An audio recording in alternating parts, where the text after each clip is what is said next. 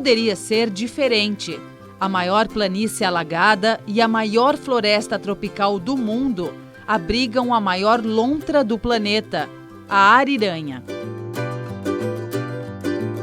Mamífero, que se alimenta basicamente de peixes, ocupava originariamente uma vasta extensão entre a Venezuela e o norte da Argentina. Mas suas populações foram reduzidas drasticamente, sobretudo por causa da caça, para extração de pele para exportação. Caroline Leuchtenberger é fundadora do projeto Ariranhas, que atua pela conservação da espécie. Hoje, no Brasil, a gente só tem mais ariranha no Pantanal e na Amazônia. O projeto Ariranhas atua mais fortemente no Pantanal. Nós também temos algumas ações com uma população bem isolada no Cerrado, na bacia do Rio Tocantins. E com intenções, claro, de estender as ações para a bacia amazônica também. No Repórter Eco de hoje, conheça o livro que explica para as crianças a importância de proteger as fascinantes ariranhas. E veja também: estilista indígena Dayana Molina faz da moda um manifesto da cultura dos povos da floresta. E a jovem velejadora Tamara Klink conta como foi a aventura que a transformou na primeira brasileira a cruzar sozinha o Oceano Atlântico.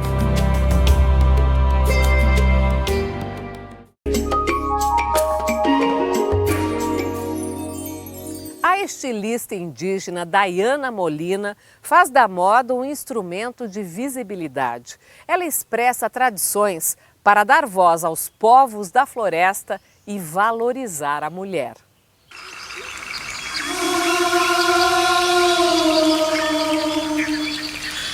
A terra não pertence a mim, mas eu pertenço à terra. A voz é da estilista e ativista indígena Dayana Molina. As roupas foram desenhadas por ela, criadora de manifestos em vídeo que falam das origens e da moda atemporal confeccionada por mulheres.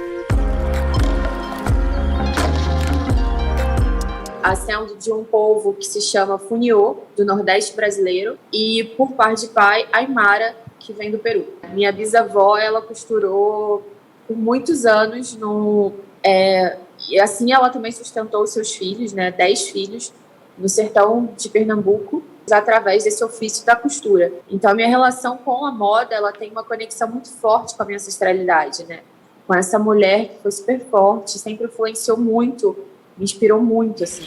Vivam as nossas avós, as nossas anciãs, as nossas mães, irmãs, amigas. Vivam as mulheres da América Latina. Antes de chegar à própria marca na moda, há cerca de 5 anos, Dayana Molina estudou ciências sociais. Ela sonhava viajar pela América Latina, documentando a presença dos povos indígenas, mas precisava trabalhar e, como já fazia as próprias roupas, foi num ateliê de figurino que encontrou espaço. Eu começo a reconectar com a criatividade e para produzir figurinos e tudo mais. E dali por diante, eu fui viajar, morei na Argentina, estudei na Argentina. Não foi uma coisa que eu planejei e desejei no primeiro momento, foi acontecendo. E acabei chegando nesse lugar onde eu tive experiências com direção de arte, fotografia, produção de moda, enfim, um leque de questões aí nessa área criativa. A gente sabe que a indústria da moda é uma das mais poluentes que existe. Há pouco tempo a gente viu até uma cena chocante no deserto do Atacama, no Chile, de uma montanha de roupas descartadas, porque a gente sabe que a cada nova estação tem um apelo por uma nova coleção, por consumir um pouco mais. Parece que você vai na contramão disso, né? Eu penso muito numa moda que seja menos acelerada, que seja uma moda mais lenta, mais artesanal, mais manual, feita com muito mais amor, para que mais pessoas possam compreender que a roupa ela não vai embora, ela não vai sumir do planeta. E por esse motivo também tento criar essa relação de uma moda mais minimalista, uma moda que possa atravessar tendências, que possa atravessar o tempo que tem maior nível de durabilidade. Eu trabalho muito com matérias orgânicas e às vezes a gente discute sustentabilidade no âmbito muito do que o meio ambiente pode produzir, o que a gente pode fazer para regenerar a terra. E eu entendo sustentabilidade de um aspecto social também. O que a gente pode fazer para empoderar economicamente as mulheres, para trazer autonomia e, sobretudo, para defender os territórios que elas habitam. Você trabalha principalmente com mulheres indígenas, mas não só, né? Eu trabalho com 80% de mulheres indígenas, mas também trabalho com mulheres negras, mulheres LGBTQIA+, mulheres trans, mães solo. São 100% de toda a nossa produção feita por mulheres de ponta a ponta, né? Você tem falado em descolonizar a moda. O que isso significa, Daiana? Significa descentralizar a moda desse lugar que é eurocêntrico, né? Extremamente elitizado, embranquecido e muito distante da nossa realidade. Precisa lembrar que o país é originalmente indígena e que existem pessoas fazendo muitas coisas incríveis e que muitas das vezes não é valorizado, não é visto. Ao contrário disso, somos invisibilizados. A gente precisa descolonizar a nossa mente, precisa descolonizar o nosso consumo. E aí, quando a gente tem esse entendimento, a gente coopera para que mais criativos indígenas existam. Daiana, você tem falado bastante de um conceito de bem viver, que pode estar calcado num filósofo latino-americano, Daniel Acosta, pode se encontrar com as ideias do nosso grande líder indígena, Ailton Krenak. Olha, eu acho que isso está muito conectado com a nossa cosmovisão indígena, né? O bem viver é um modo de vida permanente. Eu não quero enxergar a vida como algo passageiro, que eu vou estar aqui nesse momento e que está tudo certo eu fazer qualquer coisa. Eu quero enxergar a vida com esse nível, né, de profundidade, de ver as coisas como com um olhar longínquo e um olhar também de futuro, para que a gente possa deixar para as próximas gerações um mundo melhor. Como integrante dos povos originários, que tem uma relação muito estreita com a natureza, qual é a mensagem que você tem tentado trazer? A gente enxerga a natureza como uma mãe, a mãe terra. E essa mãe, ela não pode ser desrespeitada. Essa mãe, ela não pode ser agredida, violentada. Pachamama, pra gente, é uma parte de nós, né? E como parte daquilo que somos, a gente quer cuidar, amar e proteger. Nosso desejo de toda a comunidade indígena é que as pessoas enxerguem a Mãe Terra como nós enxergamos, né? Com esse nível de amor e de respeito.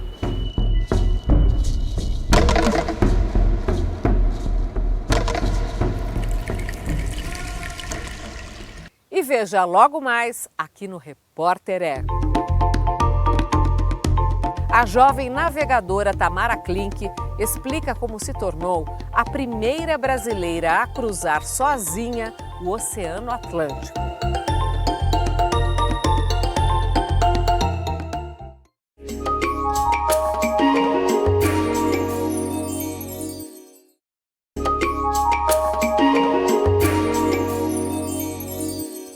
A jovem Tamara Klink, filha do navegador Amir Klink, cruzou o Oceano Atlântico sozinha a bordo de um veleiro. Foi a primeira brasileira a encarar a aventura. Ela alerta para os impactos das nossas ações sobre os mares do planeta.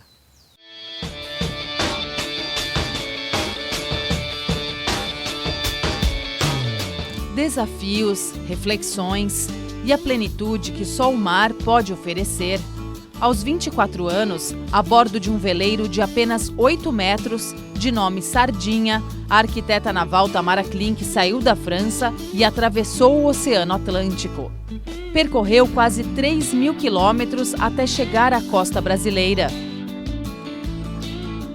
Foram muitos dias, eu tive a chance de fazer algumas paradas ao longo do caminho, inclusive para terminar meus estudos, porque eu estava fazendo faculdade, terminando a faculdade ao longo da viagem. A viagem toda levou 5 meses, divididos em duas estações. Foi bem divertido, foram 3 meses para vir da França até Recife, depois mais 3 semanas para vir do Recife até aqui Rio de Janeiro. A empreitada, sonhada desde criança, rendeu a Tamara o título de brasileira mais jovem a cruzar o Atlântico sozinha. Eu sei que eu só consegui fazer a minha viagem em solitário, porque eu não estava sozinha, porque eu tive o apoio de muitas pessoas ao longo de todo o caminho. Isso foi algo extremamente gratificante, foi uma grande surpresa. Eu não tinha recursos financeiros quando eu comecei a viagem, então eu só pude fazer essa viagem para o antigo dono, Juha, topou me vender o barco pelo preço de uma bike.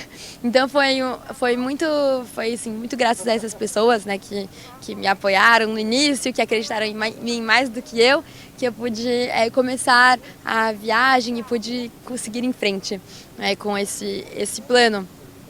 Mas, enfim, eu não tinha sobra assim, de recursos para investir em modernizar o meu barco. Eu tinha que contar com aquilo que era o essencial. Tamara é filha do velejador Amir Klink e aprendeu desde cedo a amar e respeitar os oceanos. Você não está o tempo todo ensinando muitas lições.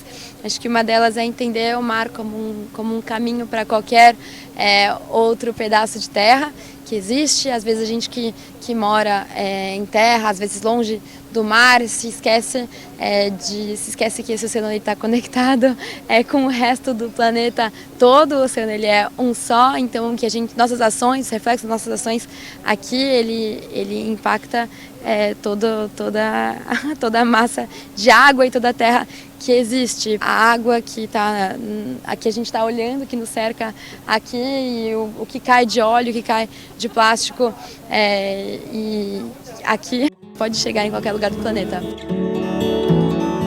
E foi em alto mar que a arquiteta pôde ver de perto o problema ambiental que já atinge todos os pontos dos ecossistemas marinhos. Acho que eu tive vários encontros, assim, talvez infelizes ou frustrantes, ao mesmo tempo que esperados, né, com lixo no oceano. É cada vez mais comum, sobretudo associados à rede de pesca. Então, houve vezes em que eu tive que pular na água em solitário, amarrada ao meu barco, para tirar rede de pesca da minha quilha. Os animais que encontram isso, eles podem acabar morrendo por conta disso. E isso atrapalha não só a navegação, mas toda a existência da vida na água e na terra. Mas a beleza ainda parece capaz de superar os impactos gerados pela ação humana. E da travessia solitária surgiram agradáveis companhias.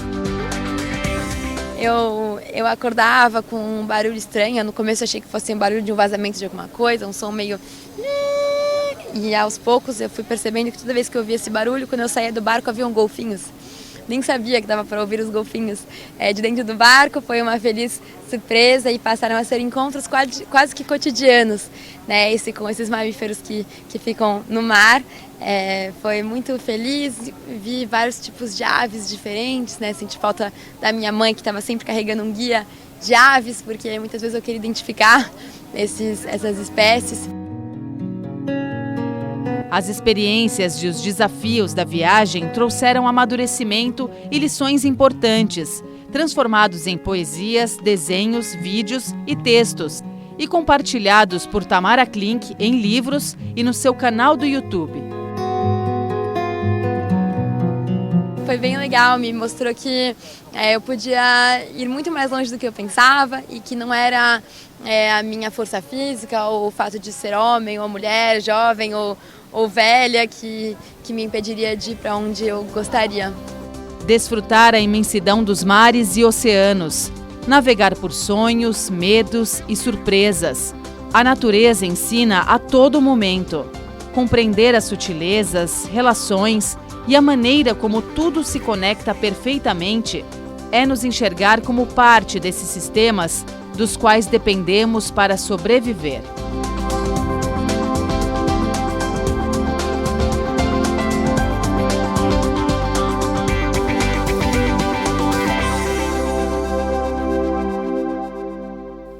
E veja a seguir, aqui no Repórter Eco. Livro desperta o interesse das crianças pelo conhecimento e preservação no Brasil da maior lontra do mundo, a ariranha.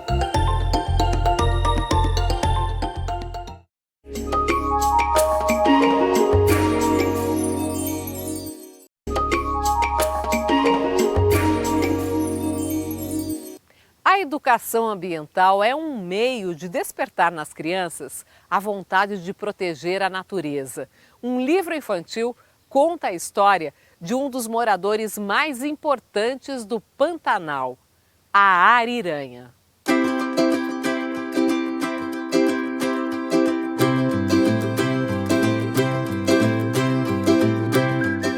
Não poderia ser diferente. A maior planície alagada e a maior floresta tropical do mundo abrigam a maior lontra do planeta, a ariranha. Mamífero, que se alimenta basicamente de peixes, ocupava originariamente uma vasta extensão entre a Venezuela e o norte da Argentina. Mas suas populações foram reduzidas drasticamente, sobretudo por causa da caça, para extração de pele para exportação. Caroline Leuchtenberger é fundadora do projeto Ariranhas, que atua pela conservação da espécie. Hoje, no Brasil, a gente só tem mais ariranha no Pantanal e na Amazônia. O projeto Ariranhas atua mais fortemente no Pantanal. Nós também temos algumas ações com uma população bem isolada no Cerrado, na bacia do Rio Tocantins. E com intenções, claro, de estender as ações para a bacia amazônica também. Há mais de 15 anos, a bióloga trabalha com produção científica e educação ambiental. Todas essas publicações, esses conhecimentos, eles foram muito importantes para embasar as nossas ações e também os planejamentos tanto nacional como global de conservação da espécie. Atualmente, as ariranhas ocupam a categoria em perigo na classificação de espécies ameaçadas de extinção da União Internacional para a Conservação da Natureza. No Pantanal, é um dos mamíferos mais ameaçados do bioma, principalmente por causa do turismo desordenado. A ariranha ela é uma espécie que ela reproduz sazonalmente, principalmente no período da seca, as ariranhas vão ter os filhotes delas. Isso coincide também com a alta temporada do turismo. Então é uma época onde a espécie está bem vulnerável, a movimentação de barcos, a aproximação dos barcos das tocas e também dos animais, né, quando eles estão na água ensinando os filhotes, então tudo isso é muito delicado. Para promover a prática sustentável da atividade, o Instituto oferece capacitação para guias de turismo, mas é preciso também adotar políticas públicas.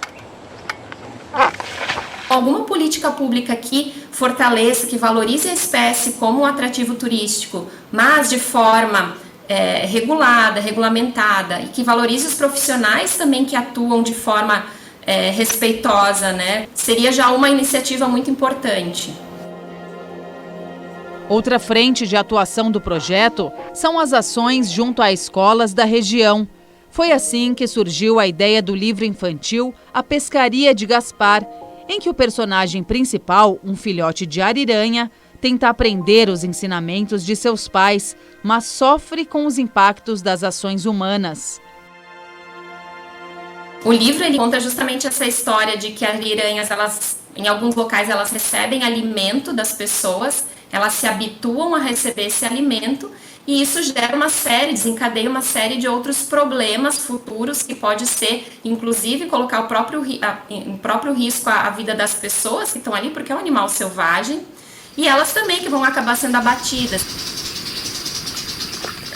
São muitas as ameaças às ariranhas. Além do turismo sem controle, o desmatamento e as mudanças climáticas são fatores que pressionam a sobrevivência da espécie. O problema é que esses animais têm papel fundamental para os ecossistemas. São os principais predadores da cadeia alimentar, garantindo o equilíbrio do ambiente aquático em que vivem.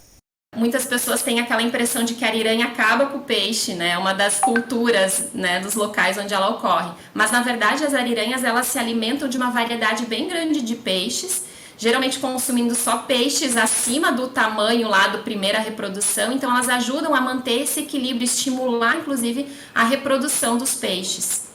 Inclusive, tem algumas comunidades indígenas que acreditam que a ariranha ela limpa o rio, né, consumindo os peixes que estão doentes, ou enfim, então ela tem um papel muito importante no equilíbrio do ecossistema aquático. Despertar nas crianças a vontade de conhecer para preservar. Fortalecer nas futuras gerações a importância de cada espécie e o sentimento de proteção. A gente traz de uma forma lúdica essa história para contextualizar para o público infantil, que a gente acredita que vai levar, né, essa história vai acabar chegando para os adultos também, que também é o nosso interesse, né? Então a gente vai acabar conscientizando desde lá da base até os adultos também. Quem sabe as gerações futuras possam ensinar os adultos. Talvez assim a humanidade terá a chance de construir um planeta mais justo e sustentável.